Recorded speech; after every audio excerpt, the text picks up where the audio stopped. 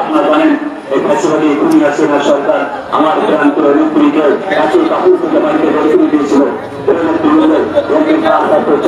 তারেক রহমানকে 16-17 বছর আমাদের কাছ থেকে কেড়ে নিয়েছে। আমাদের কাছে কেড়ে নিয়েছে কে? এই খুনি হাসিনা আমাদের কাছে কেড়ে নিয়েছে। নেতৃবৃন্দ, আমার প্রান্তর নেতা তারা আতালয়ের সাবেক সকল সংসদ হাবিবুল ইসলাম হাবিব ভাইকে একটি মিথ্যা মামলা দিয়ে 70 বছরের সাজা দিয়ে আমাদের কাছ থেকে কেড়ে নিতে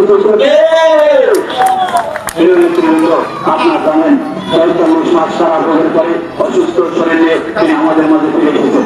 নেতৃবৃন্দ, আপনারা জানেন 2026-1 থেকে 2006 সাল ক্ষমতায় সেই ক্ষমতায় থাকাকালীন আমার প্রান্তর নেতা তারা আতালয়ের সাবেক সকল সংসদ হাবিবুল ইসলাম হাবিব ভাই ছিলেন আপনাদের খেদমতে।